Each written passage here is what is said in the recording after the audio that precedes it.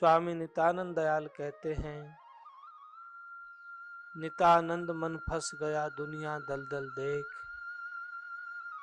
8 पहर भरमत फिरे सुमरे नहीं अलेख। हमारा मन दुनिया की दलदल में ऐसा फंस गया है, 8 पहर भ्रमित रहता है, शांत नहीं रहता। कभी किसी की बेचैनी, कभी कोई बेचैनी, कभी कोई बेचैनी, कभी तन की, कभी मन की, कभी मित्रों की, कभी धन की, कभी परिवार की। सारी उम्र इस बेचैनी में चली जाती है,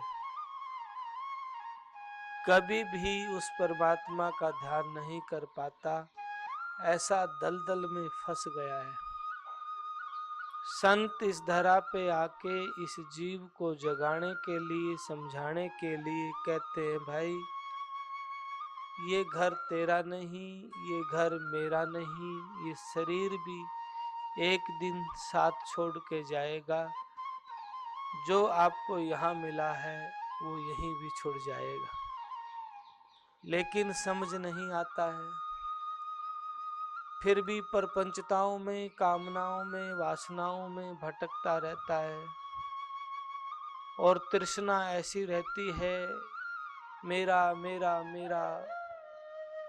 जितना भी मिलता जाए उतना ही और भूख और मांग बढ़ती जाती है। जबकि भक्ति रूपी पौधा तभी अंकुरित होगा जब व्यक्ति के हृदय में गहरा विश्वास और समर्पण प्रेम होगा, तो भक्ति का पौधा अंकुरित हो जाएगा, फल भी लगेंगे। व्यक्ति के भीतर उतावलापन होता है, धैर्य नहीं होता, धीरज नहीं होता। भक्ति की शक्ति में वो ताकत है, वो भगवान को भी अपने पास बुला लेते हैं। कोई व्यक्ति ईमानदार पवित्र मन से अपने प्रभु को जब याद करता है, तो उस व्यक्ति के कौन सा रोग, कौन सी पीड़ा, कौन सा दुख है जो स्वामी नित्यानंद दयाल की दया से दूर नहीं हो सकता। पर विश्वास आपके हृदय में है, प्रेम है, तो आपकी बात बनेगी। झूठे गीतों से, ऊपर के लिबास से आप कभी भी गुरुदेव का प्रसाद नहीं पा सकते। भक्ति की एक घटना मुझे याद आई। डॉक्टर पांडे करके एक डॉक्टर था, उन्होंने कहीं जाना था, जल्दी में था, और जिस कॉन्फ्रेंस में जाना था वो कॉन्फ्रेंस भी उसके लिए स्पेशल, वो चीफ गेस्ट था वहां का। वो फ्लाइट में बैठा, जहाज ने उड़ान की, लेकिन मौसम की खराबी की वजह से फ्लाइट को रास्ते में बीच में दूसरे पोर्ट उतारना पड़ा उसको। वो डॉक्टर बेचैन था क्योंकि कॉन्फ्रेंस में जाना अनिवार्य था, बड़ा जरूरी था। तो कैप्टन से कह रहा था, मुझे जाना बड़ा जल्दी है, जरूरी भी है। तो पड़ोसी मित्र ने पहचाना, कहा कि डॉक्टर साहब आपने जहां जाना है 3 घंटे का सफर है, आप कार के द्वारा जा सकते हैं। तो उन्होंने तुरंत एयरपोर्ट से बाहर निकला, कार ली, लेकिन बारिश तूफान की वजह से वो रास्ता भटक गए, एक जंगल के रास्ते में चले गए। वो रास्ता भटकते गए, जंगल में और ज्यादा फंसते गए। जब चारों तरफ कुछ नहीं दिखा तो बहुत दूर चलने के बाद एक झोपड़ी सी, छोटा सा घर दिखाई दिया। गाड़ी रोकी, दरवाजा खटखटाया, आवाज की कि दरवाजा खोले। अंदर से आवाज आई, दरवाजा खुला है, आप आ जाएं। देखा कि एक वृद्ध माता वहां पाठ कर रही थी,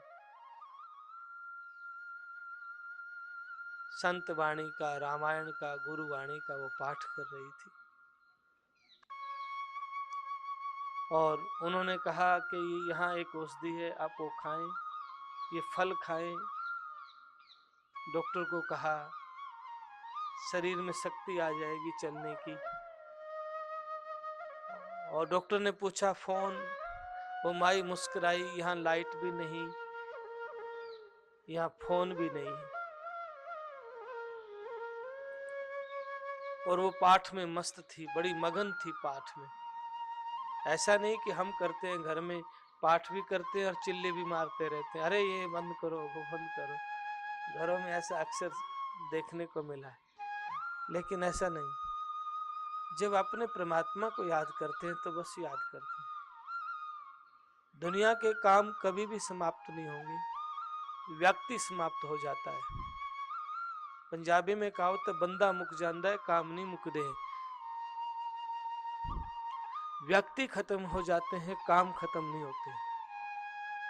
व्यक्ति खत्म हो जाते हैं, बातें खत्म नहीं होंगी, हम बातें इतनी करते रहते हैं। व्यक्ति समाप्त हो जाता है। इसलिए प्रिय बंधुओं, प्राथमिकता काम को नहीं, कार्य करते रहें, अच्छी बात है, खूब करें, लेकिन हृदय में प्राथमिकता परमात्मा को दें, अपने प्रभु को दें। वो माई पाठ में मगन थी, पाठ पूरा हुआ। डॉक्टर साहब को कहा क्षमा करें, मैं आपका ज्यादा अतिथि सत्कार नहीं कर पाई। डॉक्टर साहब ने कहा नहीं, आपने सब कुछ बता दिया, हमने खाया। पर ये पास में कौन है? पास में उसका पोता, छोटा सा उम्र में, एक कपड़े लिबास में लेटा रखा था, कंबल में लपेट के। उन्होंने कहा ये मेरा पोता है, न इसके माँ है न इसके बाप है, और मेरा और कोई सहारा नहीं, ये छोटा सा पोता। और ये अस्वस्थ है, ये बीमार है, और बड़े बड़े डॉक्टरों ने हाथ उठाए हैं, ऐसा ही कोई बीमारी है, इसका इलाज नहीं हो सकता। बस एक ही डॉक्टर है जो इसका इलाज कर सकता है, वो है डॉक्टर पांडे। डॉक्टर मुस्कुराया, सन्नाटा। डॉक्टर हैरान है, कोई डॉक्टर पांडे है, लेकिन उसके पास जाकर के इलाज करवाने की सामर्थ्य भी हमारी नहीं, और मैं उस तक जा भी नहीं सकती। बहुत महंगा इलाज है, करता है, पर एक वो ही डॉक्टर है जो इसको ठीक कर सकता है। डॉक्टर पांडे उनके सामने खड़ा है, बियाबान सुनसान जंगल में, जिसके पास जाने के लिए लोग तरसते थे, मिलना बड़ा मुश्किल था। उस माई की प्रार्थना के ऊपर वो डॉक्टर वहां पहुंच गया। डॉक्टर हैरान। डॉक्टर ने कहा अब खेल समझ में आ गया मेरे, फ्लाइट का रुकना, मौसम बदलना, बारिश का, तूफान का आना,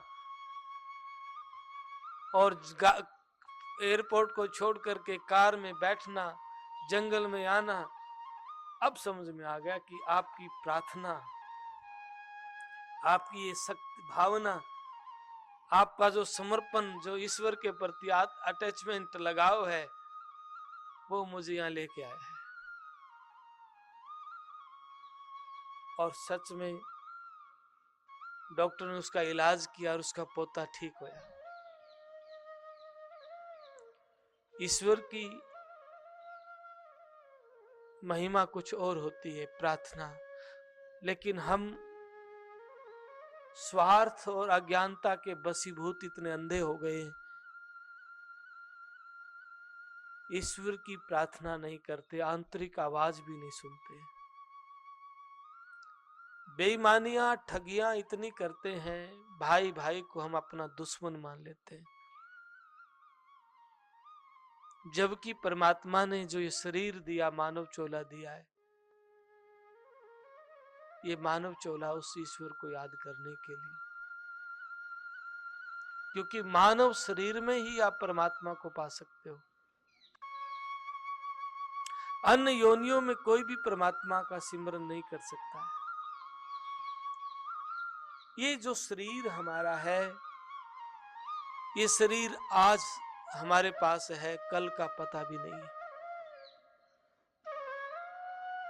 शरीर से पहले कहां थे और शरीर के बाद कहां जाएंगे, इसका भी पता नहीं है। और शरीर एक सीमित टाइम के लिए हमें मिला है। किसी को 50 साल, किसी को 100 साल, यानी एक दिन शरीर छूट जाएगा। और जब शरीर छूट जाएगा तो जिसके लिए आज हम झगड़े करते हैं, विवाद करते हैं, नफरत करते हैं, एक दूसरे को मारने के लिए तैयार होते हैं, वो जमीन, वो जायदाद, वो दौलत, वो शोहरत बिल्कुल भी साथ नहीं जाएगी। जिसके लिए खाना छोड़ते हैं, बेचैन होते हैं, झगड़े करते हैं, वो दौलत, जिसके लिए हम भाई को दुश्मन मानते हैं, वो दौलत, वो जमीन 1 इंच भी साथ नहीं जाएगी। हाँ, आपका कर्म आपके साथ जाएगा। दुनिया के लोग आपको ईमानदार कह सकते हैं, लेकिन आप ईमानदार हैं वो जानता है, नहीं है वो भी जानता है। आपका ऊपर का आडंबर क्या करते हो, आप भीतर आपके क्या है वो जानता है। मेरे पर्दे के महरम प्यारे, तुमसे कहां लकऊं जियारे, बाहर भीतर की सभी लखत हो जो जो मैं कर्म किया रे। ऐ मेरे पर्दे में रहने वाले, मेरे प्रीतम प्यारे परमात्मा, मेरे सदगुरु, आप तो मेरी बाहर भीतर की सभी जानते हो। दुनिया के लोगों से छुपाया जा सकता है, दुनिया के लोगों से लुकोया जा सकता है, उससे कहां लकोगे, कहां छुपाओगे जो आपको अनंत आंखों से देख रहा है। आपके भीतर में होने वाली हल्की सी हलचल, जो भी विचारों में होता है, वो उसको भी जानता है। लेकिन व्यक्ति इतना अंधा हो गया, जानत है मानत नहीं, लालच ऐसी जिंद, तुलसी आ संसार को भया मोतिया बिंद। जानता तो है कि जमीन भी साथ नहीं जाएगी, मित्र भी नहीं जाएंगे, शरीर भी नहीं जाएगा, पर मानता नहीं है, लालच में अंधा हो गया है। अक्षणिक सुख के लिए, थोड़ी देर के सुख के लिए ऐसा अंधा हुआ है कि राम नाम को भूल के आडंबरों में अपने जीवन को गंवा रहा है, खराब कर रहा है। सच्ची भक्ति, पूजा, प्रार्थना को छोड़ करके टोना टोटका, बेकार की बातों में सोचता है कि मैं बाहरी आडंबर से, दौलत से सुखी हो जाऊंगा। मैंने रोते हुए देखा है जिनके पास दौलत तो है पर सुख नहीं है। मैंने रोते हुए देखा है, दौलत तो हिंदुस्तान के गिने चुने लोगों में है, लेकिन परिवार में शांति नहीं है। इसलिए महापुरुष कहते हैं, धन में सुख ढूंढने वाले धनवानों से पूछ लो, उन्हें चैन नहीं मिलता पल भर के कारोबार में, आनंद के लुटे खजाने सतगुरु के दरबार। सदगुरु के श्री चरणों में बैठने से जो आंतरिक अनुभव होता है, आंतरिक जो आनंद होता है, आंतरिक यात्रा से, वो शब्दों में कहा नहीं जा सकता। लेकिन वह आनंद आपके प्रेम, आपके समर्पण में, आपके लगाव में ही होगा। आपका मन नहीं लगा तो परमात्मा नहीं मिलेगा। लेकिन आप कोशिश करते हैं, मान बढ़ाई फिर भीतर आ जाती है, वो द्वेष पैदा करने शुरू कर देती है। वो दूसरे के दोषों में फिर आपको फंसा देती है माया। फिर आप ठेकेदार बन जाते हैं औरों को ठीक करने में। जबकि संत कहते हैं भाई पहले अपना आप को ठीक करना, और तेरे प्रयास से कोई ठीक हो जाए तो ठीक है, पर उस द्वेष में मत जलना जो आपके भीतर अग्नि पैदा करता है, क्रोध पैदा करता है, विकार पैदा करता है। आपने उससे बचना है। अक्सर ऐसा देखा गया है कि लोग अच्छे तो होते हैं पर दूसरे की द्वेष की वजह से अपने आप को ठीक खत्म कर लेते हैं।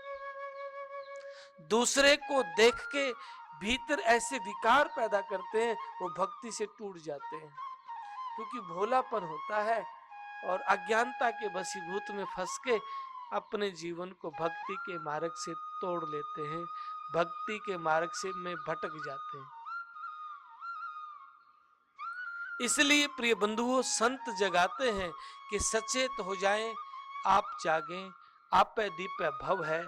बुद्ध कहते हैं अपना दीपक स्वयं बनो, अपने भीतर झांको। अपने भीतर दोष आते हैं तो मंथन करो, हाँ द्वेष आया है, किसी के लिए आया है, किसी के प्रति आया है, कपट आया है, बेईमानी आई है, तो अपने भीतर तोलो, अपने भीतर मंथन करो, आया है तो क्यों आया है? आया है तो नुकसान आपका ही है। आपका नुकसान पहले होगा, दूसरा का हो ना हो, नुकसान आपका कन्फर्म है, पक्का है, क्योंकि द्वेष आपके भीतर आया है। आप मंदिर में हैं, आप पूजा में हैं, आप प्रार्थना में हैं, ये बात अच्छी है, लेकिन द्वेष आया है तो इन बातों में जो आपको लाभ होना चाहिए, आध्यात्मिक लाभ नहीं हो पाएगा। फिर आप कहते हैं, शिकायत करते हैं, नहीं मैं तो मंदिर रोज जाता हूँ, मेरे तो पीढ़ियों से जाता हूँ। अरे पीढ़ियां से आप जाते हैं, लेकिन जो गुरुदेव स्वामी नित्यानंद दयाल कहते हैं, जो संत कहते हैं, सहजता को, सरलता को अपने जीवन में धारण करो, धीरज को धारण करो, क्या आपने माना है? नहीं, तो फिर पीढ़ियों से जाने से क्या फर्क पड़ा? कोई पहलवान है, क्या जरूरी थोड़ी उसका बेटा भी पहलवान हो जाएगा? कोई कलेक्टर है, कोई जरूरी थोड़ी उनका बेटा भी कलेक्टर हो जाएगा? ये तो नहीं है ना। उसी के अकॉर्डिंग मेहनत करता है, उसी के अनुसार तैयारी करता है, तो संभावनाएं हो सकती हैं। लेकिन हम अपनी दीवारें खींच लेते हैं, नहीं हम तो हजारों वर्षों से आते हैं मंदिरों में। भाई अच्छी बात है, बड़ी बात है, पर गलत बात है जो द्वेष पैदा होता है, क्योंकि आपने आंतरिक यात्रा नहीं की, आपने अपने आप को नहीं जाना। कौन ये बोलनहार कौन है? ये शरीर तो जाएगा, ये नाम भी छूट जाएगा। बड़े बड़े राजा, बड़े बड़े महाराजा, बड़े बड़े त्यागी, वैरागी, ज्ञानी, ध्यानी हुए और चले गए। राम रावण कैसे भी हुए, मिट्टी में मिल गए। जागर बाजे बाजते राज करनते सोए, वो मंदिर सुनने पड़े, उनमें बसे न कोई। द्वार पाल द्वारे रहे, राग रंग भव भाई, नितानंद उन घरों में दुनिया रोवत जाए। जो बड़े बड़े किले खंडर पड़े हैं आज, जिन किलों में जाना संभव नहीं था, जिन किलों की एंट्री वहां प्रवेश नहीं था वहां आम जन का, आज वे खंडर पड़े हैं। जहां द्वारपाल द्वारे रहते थे, आज वहां भूत भाषा हो गया, कोई रहता नहीं है। इसीलिए संत महापुरुष कहते हैं, तन मिट्टी की ढेरी है, एक दिन चलना। ये तन मिट्टी की ढेरी है, एक दिन इस शरीर ने जाना है, और आपकी आत्मा अकेली जाएगी, आपका शरीर भी नहीं जाएगा। तब आपकी आत्मा के साथ क्या होगा? नंगे पांव जाएंगे कोड़ी धज कंगाल, आगे गार्त गोल है सुमर गोपाल गोपाल। नंगे पैरों जाएगा और आगे गार्त गोल, कहने का भाव आगे 84 का चक्कर है। कोई पता नहीं फिर किस योनि में आप जाएंगे, और कोई पता भी नहीं। आप अमीर गरीब की बात करते हैं ना, ये भी पता नहीं कफन सिर पे होगा, तन पे होगा कि ना होगा, इस बात का भी पता नहीं, कफन होगा भी नहीं भी होगा।